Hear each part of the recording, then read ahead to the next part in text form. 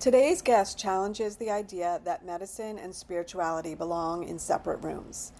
Dr. Georgia Tetlow is a physician, educator, mentor, and lifelong seeker who believes that healing happens when we honor the full human experience, body, mind, and spirit. In our conversation, we explore what it means to stay connected to your values within a conventional system, the role of relationships in healing, and why nervous system support may be just as important as information when it comes to lasting change. This episode is ultimately about remembering the human being beneath the diagnosis and the healer beneath the professional role.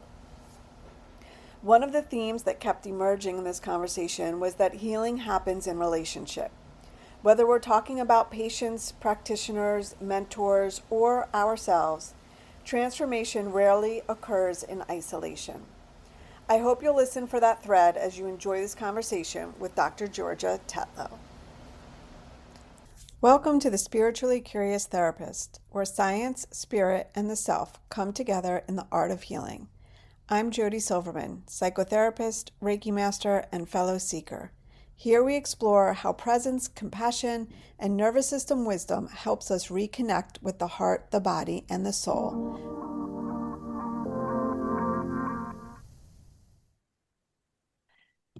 Hello, and welcome back to the Spiritually Curious Therapist. Today we have a very special guest, Dr. Georgia Tetlow. Dr. Tetlow is the founder and CEO of Philadelphia Integrative Medicine, also known as PIM. PIM is a center for healing and a national clinical mentoring site since 2009. Board certified in integrative medicine and physical medicine and rehabilitation, and a certified practitioner with the Institute for Functional Medicine. She is also a Bravewell Fellow of the Andrew Weil Center for Integrative Medicine. Dr. Tetlow received her medical degree from the University of North Carolina at Chapel Hill and serves as a clinical assistant professor at Sidney Kimmel Medical College. Through PIM, she directs a national clinician mentoring site offering programs via Zoom and intensive on-site hybrid formats. Dr. Tetlow is a frequent featured speaker at medical conferences and summits on the real-world application of functional and integrative medicine. Her clinical excellence has been recognized by physician peers with the Mainline Today Top Doctor in Integrative Medicine Award for 8 consecutive years. Her academic achievements include the Rex Newton Research Presentation Award, the Arnold P. Gold Foundation, Leonard Tao Humanism in Medicine Award, and the Brody Award in Medical History by Duke University. She also facilitates the Free Healthcare Workers and Integrated Professionals Group for Self-Care Monthly since 2015. Welcome to the podcast, Dr. Tetlow. Thank you so much, Jody. Thank you for including me today. I am really excited to have you here and learn a little bit more about who you are and how you came to do the work that you're doing, because I met you through these professional groups that you have monthly, which I've been very excited to attend and network and meet all of the people who are doing this kind of work. So I'm really excited to be able to take the time to get to know you better. Tell us a little bit about you and how you came to do the work that you do, especially moving into integrative and functional medicine and going the route of holistic care. So I am a physician and I take care of patients and I love that work. And I have a clinic so that I work very closely with the other practitioners in the clinic. We discuss a lot of the cases together and we collaborate together.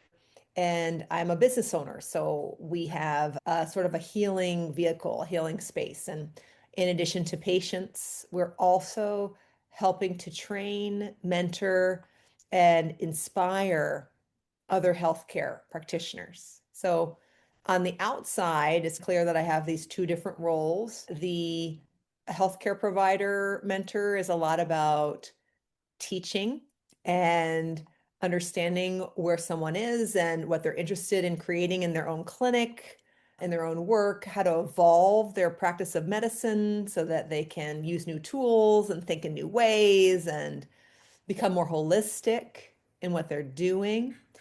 I think that it's clear that on the outside I have these two different hats that I wear. And I would say that on the inside, I am very much a spiritual seeker. I see the whole continuum of my own life as a learning process. I see opportunities in my relationships and my patient care and my clinic challenges as opportunities to grow. I'd say that I see everything in that sort of growth mindset, growth context, and very much understanding that I have a soul. My team members and my patients have a soul. There is not really a question about that. And I do not interfere or prescribe any of their ways to see themselves or what brings them joy or what brings them spiritual awareness or health on all levels. I am their physician, recognizing them as a really mind, body, and spirit, and making sure that I don't just see them as a body or a body that's broken. Yeah, so that's so powerful. When you say mind, body, spirit integration, yeah, where do you feel that in your body right now? How does that show up for you? Oh, it just makes me want to exhale. Right? There's a lot to exhale. I will frequently hear from my own patients their experience of being a patient in a conventional medical system. And I just feel such a sense of relief. I feel it in my body, I feel it in my belly, I feel it just a softening in my heart Mm, that many people will share that they do not feel that there was really any time for them, that they were heard in what they were saying, that let's say they had done some research or they had learned about what was happening and they wanted to interact, ask questions, and actually discuss their care. There's just not a lot of receptivity to that. And I think that when they come in and they feel like they know, and they hear and then they experience that we want to walk with them and also be the clinician and do the right types of tests to understand where their autoimmune disease and thyroid disease and bone health and all of their high blood pressure, high cholesterol, all of their chronic illness challenges, to understand those. We want to do our job, but also we are walking with mm. people. It makes me feel like I can breathe, like I can exhale, like I can soften, and also we run our own ship. So we have our own clinic. We do it way the way we think we should do it. Yeah. Was there a moment in your life or in your training that really stands out to you in which you recognize the importance of this shift from a conventional medical model to this more holistic way of being? That shift did not occur when I was in training or early on. It happened way before because I was a yoga teacher and a yoga therapist. And then I realized that in order to really serve my patients, sometimes it's not appropriate to breathe through symptoms that really need a little bit more workup, a little bit more to understand. Someone says their belly hurts, it doesn't make sense for me to just say, breathe through that. That did not feel comfortable.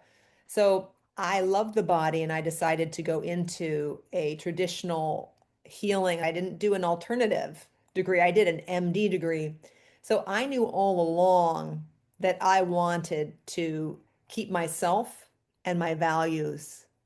And it wasn't like something that happened during the training. It was something that I worked hard to keep contact with throughout the whole process. And I did work hard and do things to keep my perspective and also because the way I was trained was not necessarily, I was trained to see, create a problem list and treatments are a lot of drugs and surgery. And I had wonderful mentors and a lot of great teaching and a wonderful medical school. And I loved my medical school experience, but I had to maintain also my way of seeing a holism in the person and then go on to do additional training after med school through my fellowship and through my Institute for Functional Medicine certification and other training just to be a holistic doctor. And did you know all along going, because it sounds like you came into this with the mindset of providing holistic care ultimately. Jody. Yeah. I knew all along that I wanted to, I feel like it's doing it the right way. So that for me, that is the right way to do it. It is seeing the person and also seeing the different levels. There's an emotional life and a spiritual life to every person, and they're going through something, symptoms or an actual illness or multiple illnesses and challenges while they're navigating their life. And it's not going to work for me just to see the physical level. It's not going to allow me to fully listen and partner and engage with also root causes unless I understand who this person is, what they care about, and also why they're there, and then to dig deeper to really do the medical part, which is great because I get to be a medical doctor and I get to actually practice medicine. I'm not just practicing understanding and being open to an emotional spiritual level. We're doing that and we're seeing the person as a whole person and being a physician. I'm being a physician. That feels really good. Yeah, what an incredible combination.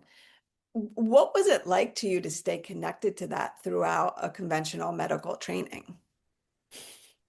I was really worried in the beginning. Yeah. I had some anxiety. I thought, okay, I've made this decision. And I got accepted to UNC Chapel Hill Med School. I thought, okay, here we go. I didn't know how it was going to turn out. Am I going to keep my values and be able to practice the way that I felt I wanted to practice? And what I did was I worked with a somatic therapist, really incredible person who partnered with me, and I saw her once a week for some time before I started medical school. So I started medical school in 2000. So I saw her for some time before that, and I saw her for every week the entire time I was in medical school for 4 years. Wow. And then all 4 years of residency. So I Mhm. did an internship year and then 3 years of residency after that in Philadelphia. And then I did 2 years of fellowship. So that was 2009 and 2010 calendar years until a little bit of time after my fellowship. And then we decided to be complete. I saw her every week for those years. And what she helped me to do was to acknowledge and to process my experiences, including some very challenging experiences as a medical student. Yeah. I went through some very challenging experiences. Some of them are shared experiences that are really tough, like when you're going on your third and fourth year, going onto the medical floor and asked to do certain things on time in certain ways, and you're on. And there's a lot of responsibility, and then becoming a physician as a resident. So I invested a lot of time and energy into a therapeutic relationship that I felt was helping me to be embodied and continuing to awaken and continuing to be aware and to grow. That is quite a commitment to doing your own work while going through a very, sounds like rigorous program some of the time, or maybe more than some of the time, which was like in opposition to the values that you were trying to hold on to. I don't know, I would say opposition, because I think that these are all cultural experiences. Med Mhm. school is a cultural experience, and it's considered okay to shame people out loud. You shame a nurse if they don't do what you think that they should do. You shame a medical student. And also, there's certain dynamics and certain things that we might actually call verbal abuse that are actually considered normal on the floor, on the medical floor. And there are certain rules and understandings, assumptions, some of it's spoken, some of it's not. And there's a whole training, and it's like a cultural training. And so I wouldn't say that the work that I did personally was in opposition. I would say that it was keeping and nurturing and watering the threads and the roots to my own awareness. Like, let me continue to acknowledge and to be strong in reflecting on an experiencing, seeing what I want to take from it and what I don't. It's like, oh, that just happened to me. I don't want to do that to anyone else. I'm going to be aware of what happened. And then there's a lot of feelings and a lot of fear that came up. I would say that it was an intentional commitment to see myself and my experiences with a positive frame and also take responsibility for myself and also understand what do I not have control over. This is not mine. This is how it works here. And I'm going to be in this system. It's like you're in a family, you're in a workplace. This is how it works here. And discerning when to speak up, when not to. And also, I'm a team member. I have a job. I have to do my part. and I participated in the system. And I decided to go in and through the system, not to be a naturopath, not to be outside the system or to do a modality that wasn't part of the medical system. I chose to be in the system, and I am in the system. So even as you say that right here and now, what do you notice in your body? I'm part of a medical system. I'm a conventionally trained, initially purely conventionally trained physician, and I know how much happens to patients. I feel like I'm also having to take responsibility for, I'm part of that culture that does this to people. And part of my response to that is to have a clinic, which I think does things differently. I know does things differently. So Yeah. what comes up for me is the system is very unhealthy for patients and for clinicians. And the system is set up to serve as a payer system. It's a bottom line system, which is intended to generate income. And there's stakeholders and different members. There's a pharmacy and there's the hospital, there's the clinic, there's all these different things. The system, the conventional medical system, is designed to make money and to be a business engine first. It's not designed for patient care first. Mm. So we try and grapple with that as a clinic.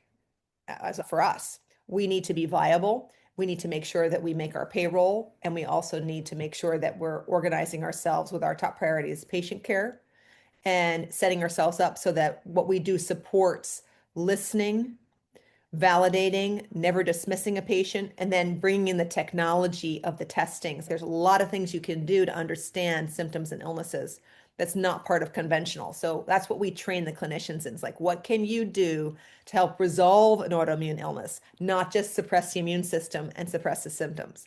What can you do to change the bone health picture of the osteoporotic patient, the woman? She's menopausal, and the expectation in conventional is it's going to go down every 2 years. She does her DEXA, it's going to go down. That's just what happens. That's what, no, you can change the course of that patient's experience and their care so that they can have improved bone density every time it gets checked.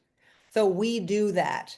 We resolve Hashimoto's thyroiditis. We resolve the root causes of inflammatory bowel disease. We actually have a very rewarding and rich medical practice, which we share in together and work on together as a practitioner team with great support from our admin team. And we practice medicine the way I think we should practice, which is really trying to help people to be well and to be healthy and to not have illnesses and categories and diagnoses and least medications possible and the most well-being possible and not to need us. Although maintenance, to need us for maintenance care Yeah. and for preventive purposes. Yeah. And so you mentioned this earlier, this idea of you wearing these two hats, one as a business owner and one as a holistic practitioner. And what I'm hearing is both are very important to you, and how to do both of those things successfully in a system that doesn't necessarily support both of those things. What is that like for you? We are our own ship, so this is our own system in a way. We can decide how we run things and how much time we spend on things and how we treat patients and what tools and tests we offer here. So there isn't opposition, right? So there is, we are a physician and we're a clinic and we're healthcare providers and we're a business. So in some ways, it's an advantage because it's not a Titanic. If something is not right, for example, what would be a good example is we're not spending enough time. We don't have the time to educate or to hear our patients. We can fix that. We can fix something in the model. We are also needing to be in reality and being able to pay our bills. Our biggest bill is our payroll. And we also need to figure out how to make this work. So, what we do is we do our best to find the balance so that we're a healthy business, we are not exploiting anyone, and we provide the best care possible. And then we share that model with other clinicians so that as they're trying to figure out how to transition to integrative medicine, functional medicine, they're purely conventionally trained and now they're doing coursework or fellowships and they're trying to, now they need to know how to apply it. How do you do this? How do you set up the clinic? How's the clinic organized? How many patients do you see a day? When do you see the patient in follow-up? What tests do you do to fix a particular condition? They come to see us to mentor and learn how to do that.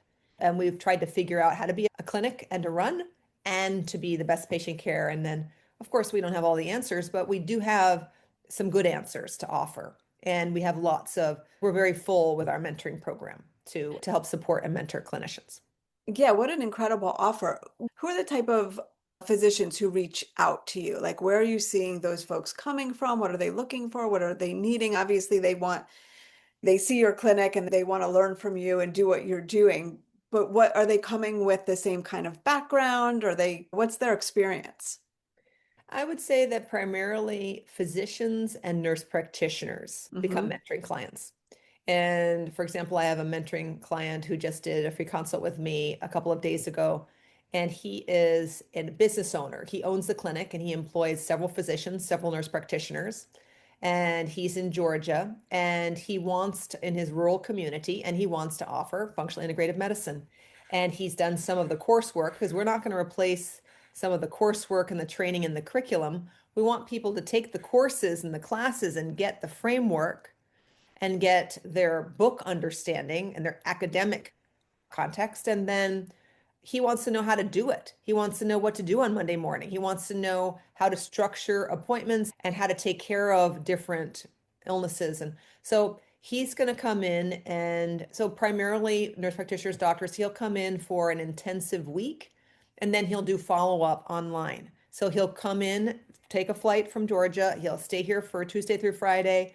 He'll have dinners and breakfasts and meetings and see the patient care and discuss what he needs to know for his clinic. And we're going to personalize the whole process. There can be one or two clients that come in for an on-site week. Then he'll have his one-on-one time, lots of hours of time after that. That's part of an intensive clinical mentoring program. In his case, and that's very common, he is a practicing clinician who wants to integrate integrative and functional medicine and has done coursework or some coursework. Physicians and nurse practitioners can sometimes have completed the fellowship at Andrew Weil. There are other fellowships, but that's usually the most common fellowship that people will have. Like my nurse practitioner who works for me, she completed the fellowship that's usually for doctors, the Andrew Weil 2-year fellowship.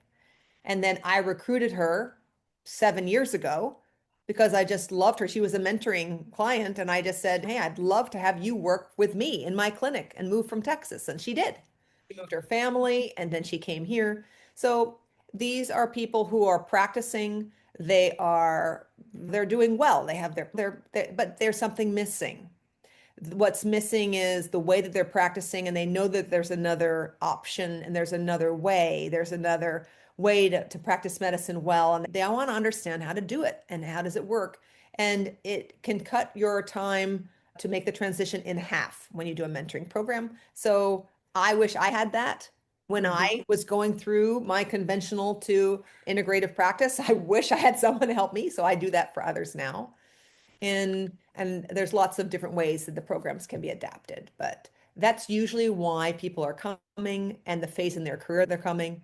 And it's very rewarding and very personal. I love to teach. Teaching is something I just love to do. So that's how I incorporate it into my work. What's happening between you and, let's say, your mentoree in those experiences? I think there's all kinds of things happening. There's butterflies, and so I think that there's really good questions, and I think that there's trepidation at first, and I think there's aha, oh, this is how you can reverse thyroiditis. They have Hashimoto's, and I never even checked the thyroid antibodies. Now I check the thyroid antibodies.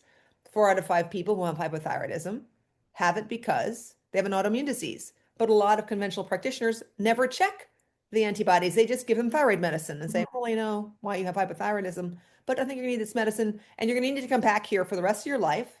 And I'm going to need to monitor you and I'm going to give you a medication for that. And that's it. And so the practitioners coming in, they're like, oh, I don't have to say that to my patient anymore. I can give them a model where Hashimoto's thyroiditis, there are certain supplements and certain approaches. If someone starts to have an autoimmune disease or diseases, that means their immune system is regulated. Then there's usually a reason for that. And then you can do various things. For example, look at gut health. You can even do a comprehensive diagnostic stool study, and you can see what is the health of this immune environment. If 80% of your immune cells are in your gut, does your gut have the good bacteria? Does it have bad microbes? right? There can be parasites and there's all these things that can be in there. They're dysbiotic and very inflammatory. Is there a sign of inflammation? Are the markers high? Are they digesting? You can test all of this, and through testing and then caring for the person so that they can see the results and see that there's improvement. And there's certain things that can be triggering the immune system to do that. We address those, and I would say we resolve a case of Hashimoto's every week. So that person is having an aha. They're having, oh, phew, thank goodness, I know how to do this now. They're having, I think that some people go at the right speed for themselves, some people go too fast, so that we work with them to maybe they don't do every single specialty test when they first open their door. Maybe they do several and they get comfortable with them and then they bring another one in. Because there's hormone metabolite tests that help to prevent female cancers. There's tests that look at where allergies come from. There's testing. There's technology. And it's not part of conventional medicine yet. It will be. All of these tests are CLIA validated tests. They're independently validated tests. They are consistent and they say what they're supposed to show. And the data shows that this is what you need to fix the medical condition. There's a lot that they're going through. I never quite know until I ask and find out. So then we traveled together, and it's very rewarding when you teach someone how to fish, right? I don't have to do it. You teach them how to fish. I have a wonderful mentoring client yesterday. She was asking me about an approach to an autoimmune illness. And I said, what do you think? We've talked about this before. Let's just regroup. We went back into some of her notes and she's, okay, I just need to absorb it.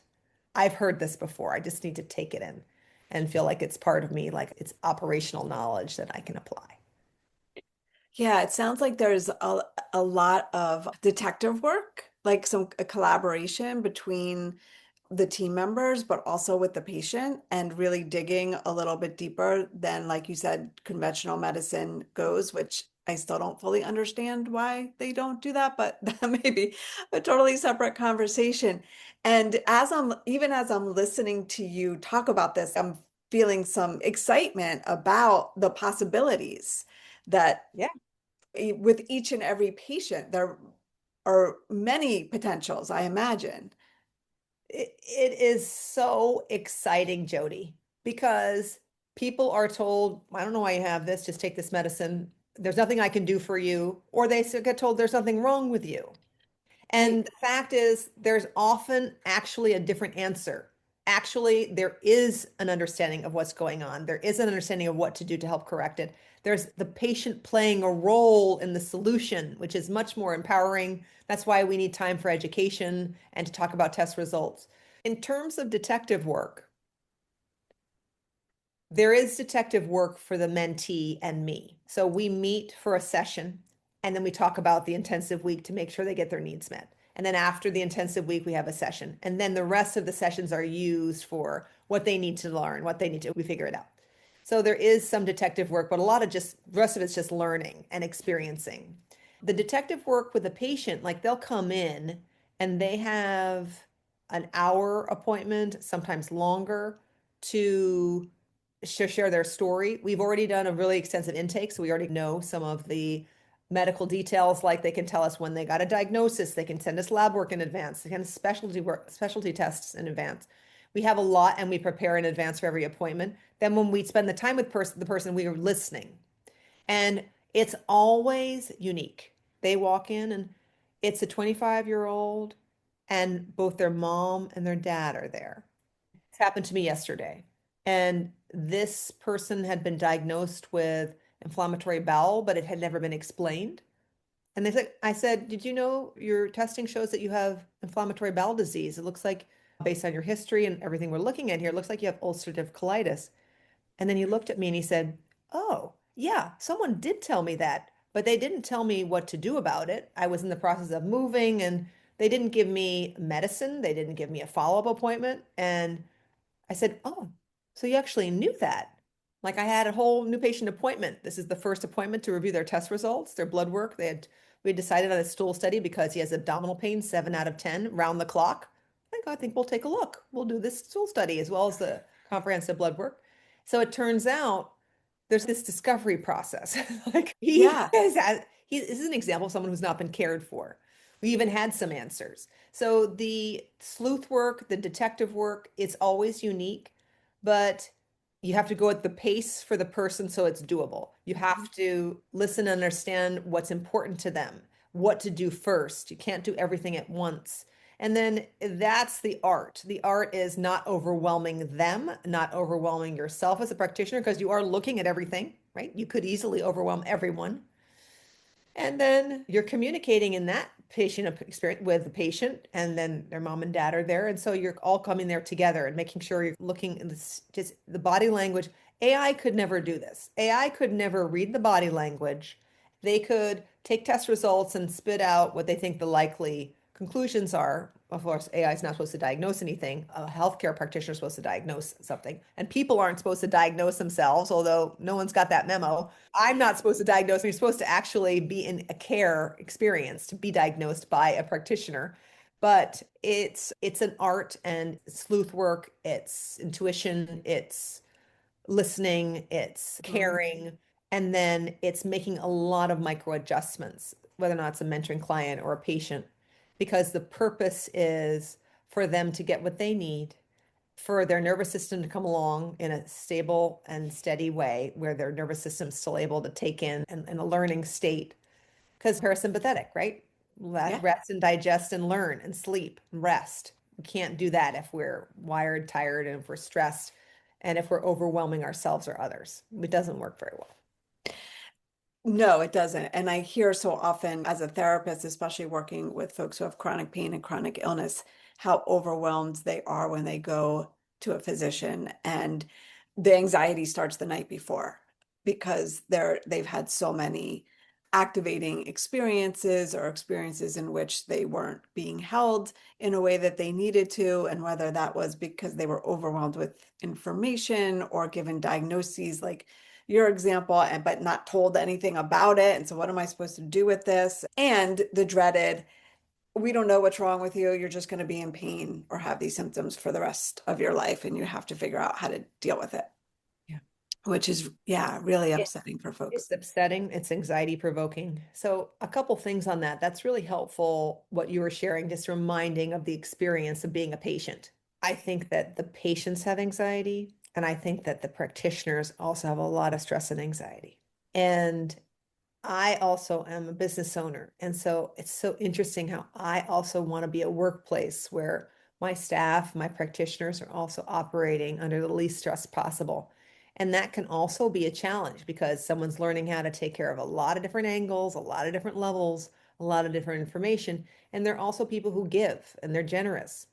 And they need to have, and I need to have, and you need to have, practitioners need boundaries, right? Yeah. They need to know what their scope is. They need to know what they do and don't do. They know when to stop the appointment. They need to know when they're not comfortable and they say, hey, this happened to me at lunchtime. I actually need to make a note. There's a patient who's not understanding that they can't get all of their care through the portal, that they actually need to come in for an appointment to review their test results and talk about next steps. And they're just trying to basically just ask questions and think that the test results will do the whole answer. And actually, that isn't how it works. It doesn't work well. It's not good medicine. It doesn't work well that way. Mhm. So I will call this patient and talk with her and say, if you need something so that you can get back into care, but we actually can't just send you one-way messages based on testing. We actually need to find out why your thyroid is blocked. We need to figure out if you want this medicine or that one. And then we also need to talk about your ability to check it to make sure it's going to be working and then come back to make sure that we're on the mark. Yes, anxiety is so important to acknowledge. I think some anxiety can be like eustress. There could be something positive from not sure how it's going to go or what's going to happen, but fear is never helpful. Like being afraid of the doctor, afraid of the medical experience, being a clinician who is constantly overwhelmed, that's not healthy. It's not good for anyone. And so we try and reduce that and address that the best we can. What are some ways in which you do that in your practice? Because I'm really appreciating you acknowledging how the clinicians also overwhelmed and the weight of the work that you all do, and especially depending on volume and expectations and business side, and there's just so much to balance. And I think about the parallel processes and how when clinicians, helpers, healers are being taken care of, their patients are also being taken care of. And if they're not, then the patients feel that also. And it really comes down to the clinician's own work around regulation and self-care and the environment in which they're in. And so that was a very long way of asking the question, what are some ways as a business owner and someone who's very aware of this, what are some things that you might do to ensure that your folks are being held and taken care of? What a beautiful question. And this is the core of mentoring. This is also the core of how to support my fellow practitioners, because I'm the medical director and I'm supporting them to be healthy practitioners in my clinic. But this self-regulation and self-care is the foundation for doing applied integrative functional medicine well. So that's all the mentoring clients. So we have a program called Honor Self, and then we have information on that on our website in the provider training tab. So there's assessments where you can look at what's the state of your relationships, what's the state of your sleep, what's the state of your eating, what's the state of your movement. There's a statement that you can say you're doing well or you're stuck. It's a statement that says, my body and I, as I have time and interest in sexuality, I actually have time and space for that in my life. And that's always the question that's always, I remember I would present some of my self-assessment questionnaires for self-care and honor self program. And that's always the one where like we're doing okay with the self-care. Like I'm working on, I'm aware of and working on these angles, but I actually wasn't thinking about that level. I wasn't thinking about being relaxed enough to be able to like, how am I doing with all aspects of my being? And having time and energies like fertility and pleasure, these are things that will not be prioritized if you are in a stress state or squeezed or overwhelmed. What we have for regulation and for self-care is we have core principles. So we have certain tenets and certain boundaries and certain guidelines for the practitioners who work in the clinic. And we have a review process every 6 months. And then it goes through like, this is how much time it takes me to prep. This is how much time it takes me to document. And I am reaching out to clinicians in the community and I am getting my notes done on time. And it just basically is like, how am I doing? And you assess yourself. And then we discuss it every 6 months. So that's the foundation. And then the personal process is like people will have certain things, like some person will have a real hard time taking breaks. Some person will they don't manage time well. They always go over time. And then all the break times that are in their schedule and their end time is not actually their end time. And then we do a combination of seeing if there's something structural causing the problem or if it's also them. And usually it's a combination. But sometimes it really can be mostly just someone is just not a time-based person, right? That's going to make it hard. And there's going to be more of a learning curve and there's going to be a tension. So I think that there's my own practitioners, and then this is always an angle and a level with mentoring. People are transitioning to integrative functional medicine because they want to be healthier, happier, more fulfilled. And it doesn't work if you bring all your old baggage and old patterns. It's not as cool, but you still bring them with you to your new Mhm. medicine. And now sometimes your own boss, then if you're running your own business. So this is always an angle and a level. And it's very personal because some people, they don't just read a book and get it all, right? You need a coach. You need someone who's going to say, I'm noticing that you're so busy that whenever we talk about something, you ask the same question each time because you haven't taken in what we've talked about. Or maybe they'll say, I'm realizing I'm going too fast and I've got 10 tests and I need to learn the three first. So the self-regulation is something that can come forward and be managed much better in a therapeutic relationship with someone who cares and knows, and also can talk with kindness and care, being kind about it. And then we're much more likely to be able to shift because we're being seen. We're seeing ourselves and we're being seen. And that's therapeutic, ideally, not traumatic. Yeah, yeah, absolutely. And so I'm hearing throughout everything that we've talked about how important relationships are to you. Does that track? Yeah, it Yeah, tracks. yeah. It really does. And yeah, can you say a little bit more about that? I think that relationships take time and energy, they take effort, and they're full of growth and learning for oneself. Also, when do you end a relationship? When do Mm, you tell a patient, I don't think this is helping you? Or is this helping you? What do you want to do? And you actually say one of the options is for us to end this or for you to go and see someone else. I don't tend to do that as often and as easily, but I think that relationships are something I'll keep. I'm the one where there's a challenge in a patient and they give them to me. mm, So then I'll follow up and manage boundaries, but I never want to give up on someone. And also, our patients are very self-starting, they're very motivated. They're people who really do well when they have all the support and they have information. And so, relationships are everything. Relationships and being able to manage the needs of the clinic, the needs of the patient, the needs of the practitioner, right? And of yeah, course, the team members are the clinic, right? The team members, it has to work. So, we always think about those three things. And I think that I've learned a lot about how to be thinner skinned, more sensitive, more flexible, more patient, and more loving to mm, myself and to my colleagues and to my staff, to my patients, because we just need a lot of space and patience. We need time. yeah, yeah. Where do you see the future of integrative and functional medicine going?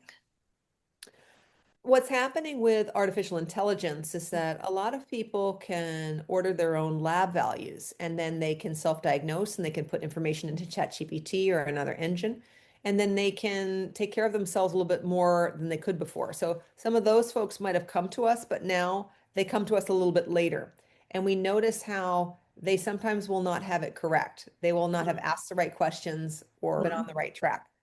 And also, healing and changing doesn't happen when you know. It happens when you feel enough nervous system support to actually be different. yes, exactly. It's a human connection outcome.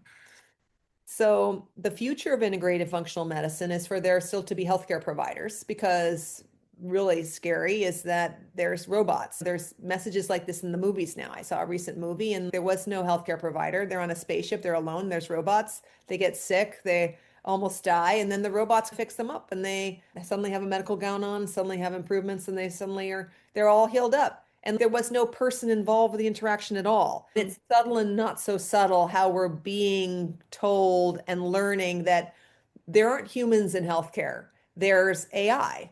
So the future is the humans are celebrated. That's what we're doing in our clinic, and that's what we know. We know that patients have to be at the center. The system has to be set up for the patients, not for people making money. Okay, so that's not rocket science, but it's not in place right now. So humans at the center, meaning patients at the center, and also the system has to work for the healthcare provider. They need to actually have peer support. They need to have time to process difficult interactions. They mm, need to have standards for their own emotional health as opposed to just denying all their needs. There's a percentage of people that come to see me that do not pee, poop, eat, drink on their entire shift. So I'm over here talking to my patient about diet and exercise and sleep and about mind body practices. And then I'm really talking about the real strong diagnostics from the specialty testing and understanding root causes for their illness and what to do, how to prioritize. But over here, we have someone who is not actually going to the bathroom, not drinking water or eating, yeah. and the shift is 12 hours. Okay. So the extremes and the expectations, and it's very busy to figure out when those lunch breaks are. And it's worse with clinicians than other medical professionals. But I think everyone is affected in medicine. There's not actually a training program and a curriculum for self-care and nervous system regulation. There's not an Interesting. awareness of nervous system. That just blows my mind. Yes. So I would say it's changed a little bit recently, but when I was seeing purely conventional physicians coming to me for mentoring because they didn't know what to do and they were experiencing symptoms and also very low mood, and there's a lot of suicide in conventional healthcare. I would say that at certain points in my career as a mentor, because I've been doing this since 2002, I would say that 40% of the physicians would say that to me. They would say, I don't eat, drink, pee, or poop for 12 hours. And Yeah. I would say, how is that possible? And I think maybe they would urinate, but these are surgeons that are in surgeries for 6 hours at a time, right? And that's what happens when you're a surgeon. Either you might have to gown out and gown up again and scrub in, scrub out. But physicians are asked to do these things and to Yeah. perform it without speaking up or giving feedback and saying, is there some other way we could do this? Yeah, and I imagine that they train their bodies to be able to hold those things or not have needs. And that doesn't just go away once you exit the operating room. That maintains throughout one's entire life. Yeah. So some Yeah. of those positions are paid well and they have a lot of freedom financially, but how much there's a big cost and there's privilege and there's status, but there's also physicians who aren't paid well, who work extremely hard in community clinics and they don't have a lot of resources and status and they just care so much, but they self-sacrifice. Yeah. So there's different versions, different flavors, and patients have different flavors of how they do self-care and how they don't do self-care. Yeah. There's such an opportunity for us to just let's just think about what we're doing, and the priority is the humans. Right? And it's human connection. You said nervous system self-care. Yeah. What's our grade? 0 to 10. Oh, we're at a 2. Okay. We're going to work to getting to a 4. We're going to work to a 6. We're going to work to an 8. What does an 8 look like? An 8 looks like we have food and we have time and we eat it in a way that's good for us. Not just the content, but the way in which we eat is actually healthy and Mhm. spacious. And we're actually breathing and tasting our food. That's what an 8 looks like. Yeah. Yeah. So I'm going to start to wrap us up here. And what I always ask folks at the end of an interview, is there anything that we did not talk about that you would like people to know? I would say that I see patient care as joining with the patient. And that means not blurring in an unhealthy way. That means being with them. Yeah. And I love that. I feel like the body and the person is an energy system and they've got community forces acting on them. And energy, body as an energy system is a really important way to see healing. We have osteopathy in our clinic and we understand the whole the system that we're removing things that are in the way of healing. And I think that the opportunity is for me as a healthcare provider. I've got to do some stuff which is a little complex and a little bit technical and choosing tests, interpreting tests, applying tests, while at the same time going a completely different angle. It's like also being present. So these are the two important ways that an integrative functional medicine clinician needs to operate. And those are different skill sets. And sometimes people Yeah. only have one of those skill sets. And we need to strengthen and balance. If you want to do this, you have to be able to do both.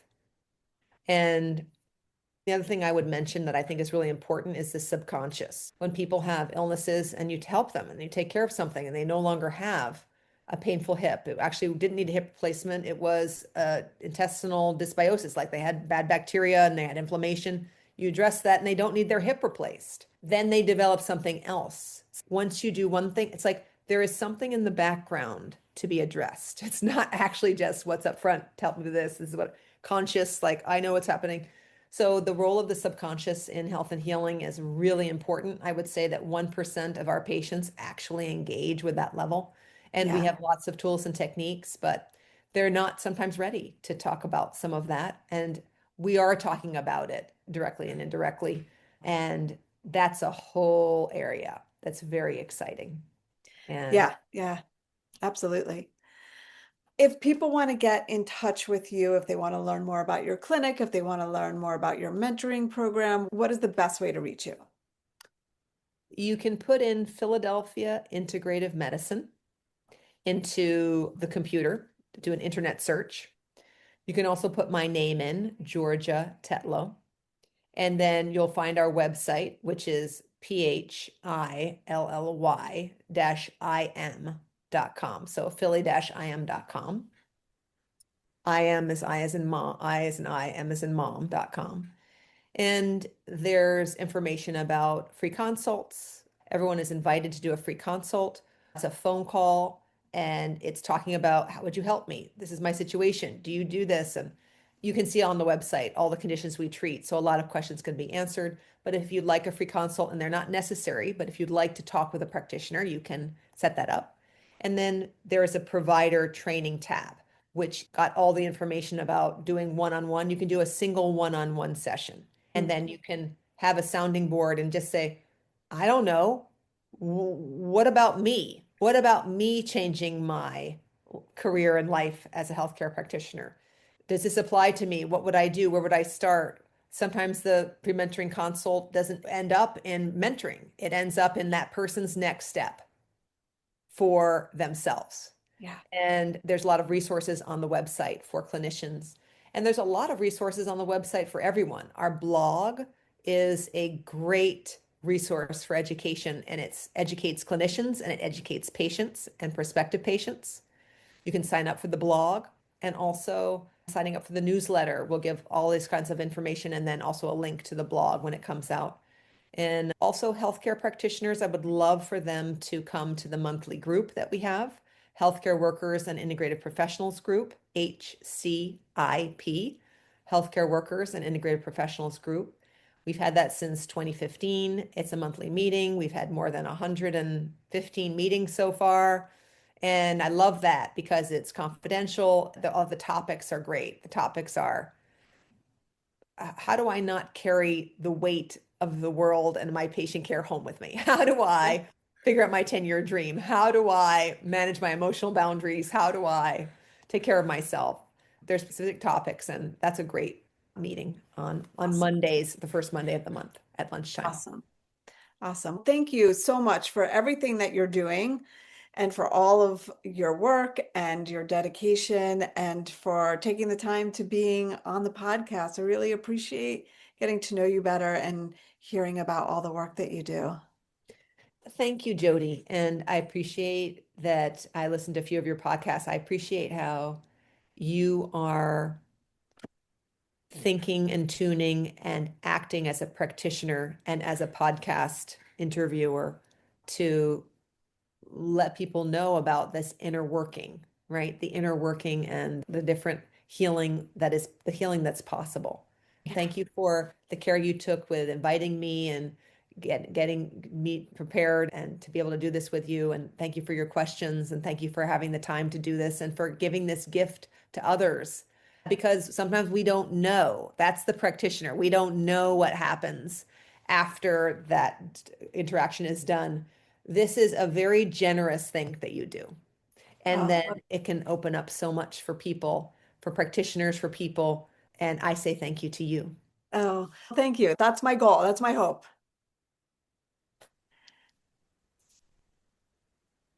Yes. Thank you so much.